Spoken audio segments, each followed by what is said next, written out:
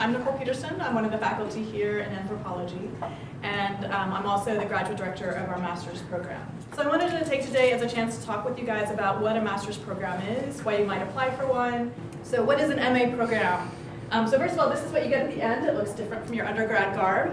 You've got a hood, but that's obviously not the only difference. So it is different from undergrad.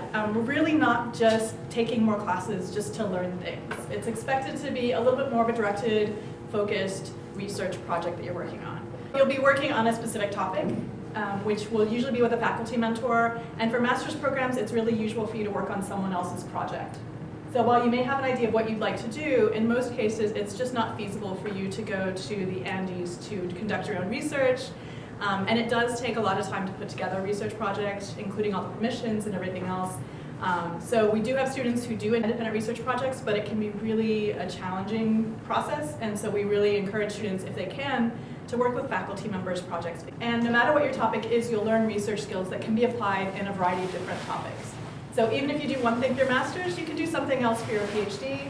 You can go into a different field. It's really focused on that set of skills and knowledge that you get as a master's student, and just the ability to do independent work that allows you to do that. So it's independent in that you're working on your own, but you may be working on someone else's project. And then of course it's supported by coursework. So you're not just doing research, you're also learning a bit more about anthropology, a lot more theory, a lot more discussion-oriented classes, a lot more thinking through and reflecting.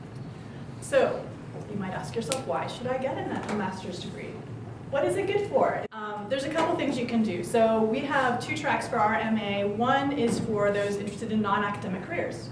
So say you want to work outside of college, which most of you will, what are you going to be able to do? What kinds of jobs can you get? So a master's degree in applied anthropology, for example, really focuses on how you can start to build networks with people outside of the university, how to understand what you're going to be going into, what kinds of things you want to learn before you get there. So here's an example of a book that I teach in my applied class, Doing Anthropology and Consumer Research. So if you're interested in marketing and business, there's a lot of anthropologists doing this work that gets to deeper issues of meaning and interpretation, and even ethnography, and thinking about how to understand consumers or business more generally. So I use this, it's very business oriented, but it gives you really good examples of what anthropologists do in the field, because you don't often see that. Some of you may have heard of cultural resources management. This is an example from New York City where they discovered an African graveyard where they were building financial buildings. So they brought in archaeologists to figure this stuff out, right? What's happening? Is this interesting? What should we save? How should we save it? They still built the building, but they were able to preserve some of the space and some of the artifacts in ways that were respectful to the cultures and expectations there. So I think 50% or something like that of archaeologists work in cultural resources management. Work for government, work for other agencies or other private companies doing this kind of work. And it's basically a dig to preserve and figure out what's there before they build a highway or whatever it is. And the last one I'll talk about just briefly, this is Paul Farmer, who's a medical anthropologist, and this is one of his more recent books, To Repair the World. He works in medicine and international development. So how do we understand what other people, other countries are looking for? Anthropologists have a unique skill set in talking to people, identifying, understanding what kinds of things organizations can provide. In a lot of places, and Paul Farmer is an example of this, critiquing the general approach and how to make it better. How do we improve the kinds of services that are being provided both here and around the world? Yeah, a master's is really well situated for doing kind of professional work in a variety of fields. Design work, marketing, nonprofits, trying to think there's no end to it. We've got students in almost every field at this point. So an anthropology degree is useful for that. And a master's gives you that independent research. So for doing individual courses in cultural resources management, or running studies, or focus groups, things like that, or working in development agencies, it gives you that extra set of experiences and knowledge that can help you with that. So the other reason to get an MA is because you're thinking about going for a PhD. So some PhD programs actually prefer that you come in with a master's degree. Some don't. So if you're interested in this, look and see what the program does. My PhD program didn't require it. Chapel Hill doesn't require it, but I've heard individual faculty prefer it. Yeah, so it does, again, it's that experience of doing a project. It's kind of a mini PhD. It allows you to see if this is what you want to spend 8 years of your life on, because a PhD program is still, I think, an average of 8 years.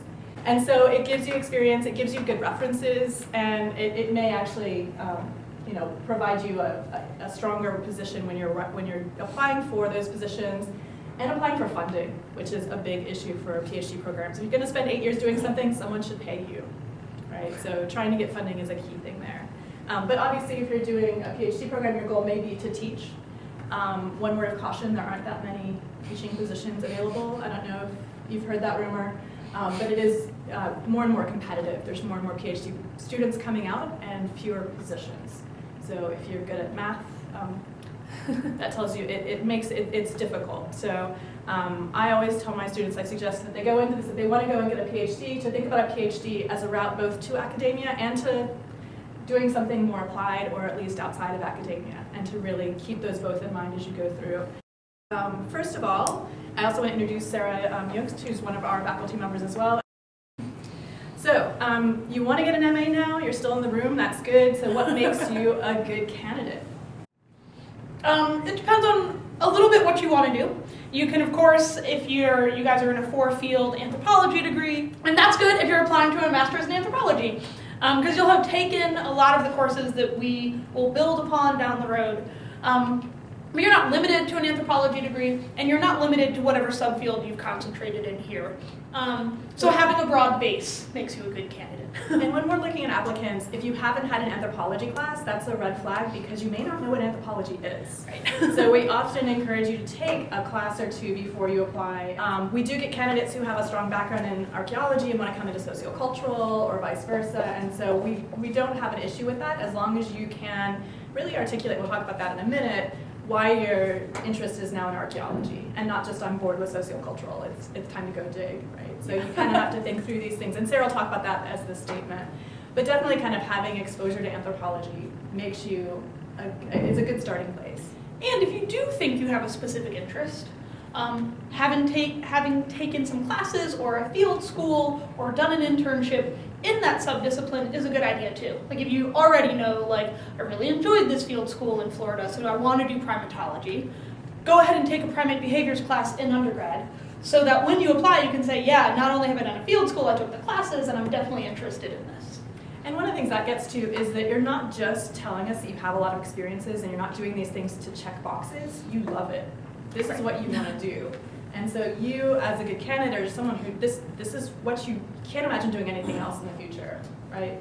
So you have this passion for learning more, for really doing this independent research in this area, and that comes through not just in that you checked the boxes, but that you did it with very much an interest. So we've seen some applicants who have attended a field school and then they helped run the field school.